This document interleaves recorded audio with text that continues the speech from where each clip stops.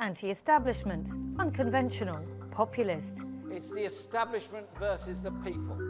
It's our historic duty to make sure the people prevail. Jeremy Corbyn may be the leader of the Labour Party, but he's not a Labour mainstreamer. He has spent most of his time on the backbenches campaigning for what he believes in, often against his own party. After decades on the backbenches, he was unexpectedly elected in 2015 to become the leader of the Labour Party, thanks to a surge of new members, many of them from the UK's younger generations. His socialist politics have drawn comparisons with figures like Bernie Sanders, but he has sparked sharp rebukes for his views on terrorist groups, from meetings with the political wing of the IRA to calling Hamas friends. He later said he regretted his comments about Hamas. He's also known for his staunch anti-war stance and long-time opposition to nuclear weapons, and his proposal to renationalise swathes of British industry. Labour will take our railways back into public ownership and put passengers first. Coming from the far left of the party and no friend of the more centrist politics of Tony Blair's Labour governments, he wasn't much liked by Labour MPs and the party establishment. We're not the party of the billionaires. We're not the party of the corporate elite. We're the party of the people. And he had to fight a second leadership contest just a year after taking office. But Jeremy Corbyn's greatest victory arguably came in the snap election in 2017. Polls initially suggested the Labour leader was some 20 points behind Theresa May, with his chances written off by most experts, political commentators and the press. Helped by a more pro-EU stance, Labour gains robbed the Conservatives of their majority, even if Corbyn didn't manage to outright beat Theresa May to Downing Street. Yet polls still suggest that Labour is failing to win over the public, despite the Conservatives' recent weaknesses. Corbyn's critics see this as a gross failure on his part. Has been twice defeated. Corbyn has been a vocal critic of Trump, especially over his policies towards minorities. But when somebody on a global stage condemns Muslims because they're Muslims, it's not acceptable and we will call it out. But at home, the Labour leader has been hounded by claims of anti-Semitism in his party, and he's been criticised for not doing enough to stamp it out. Corbyn has repeatedly defended himself and said he is committed to tackling anti-Semitism and all forms of racism. Brexit has haunted his leadership too, mainly because Corbyn hasn't seemed to take a clear side on the divisive issue. A long-time critic of the European Union, he joined the Remain camp during the 2016 referendum, but was criticised for his lacklustre campaigning. There were losses in the 2019 European elections and even defections among MPs angry at his perceived stance on Europe and on anti-Semitism. He may have lasted longer as Labour leader than many expected, but Jeremy Corbyn is still not really where he wants to be.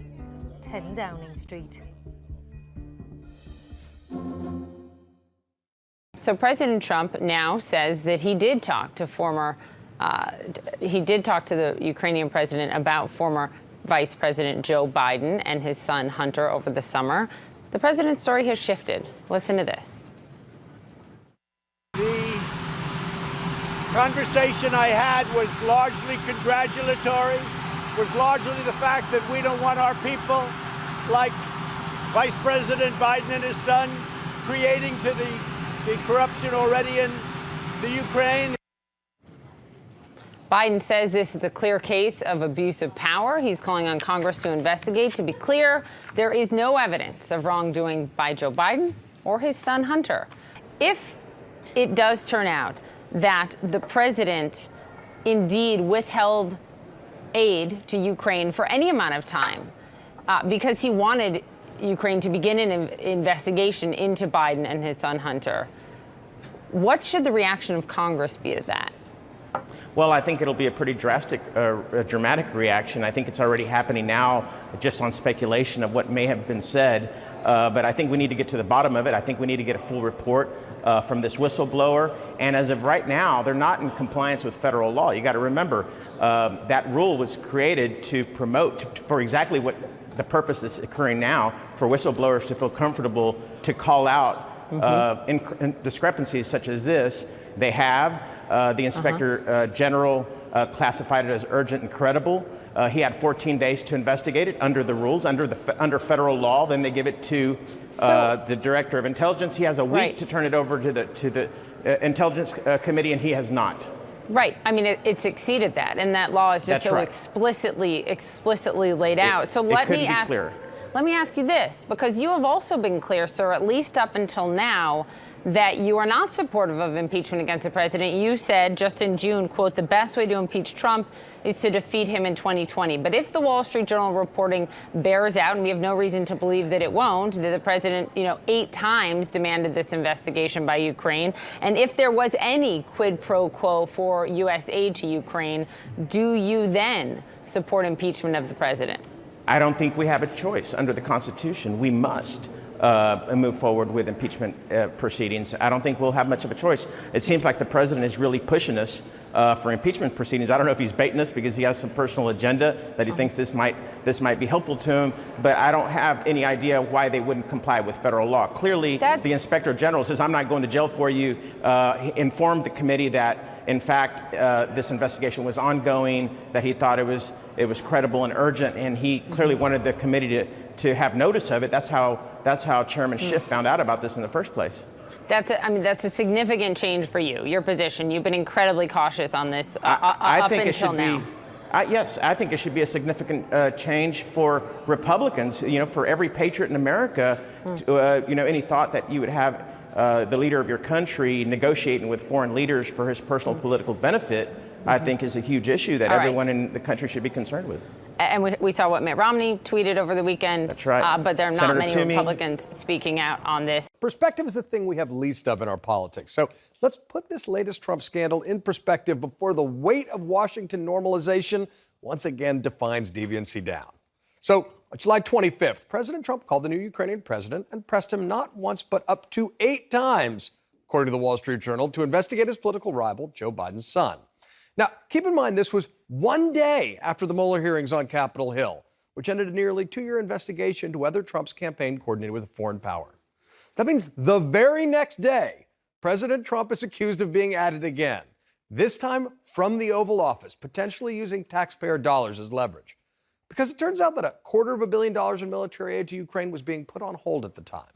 Now, in August, a whistleblower lodged a complaint. It was investigated by the Inspector General, a Trump appointee, who found the allegations both credible and an urgent concern.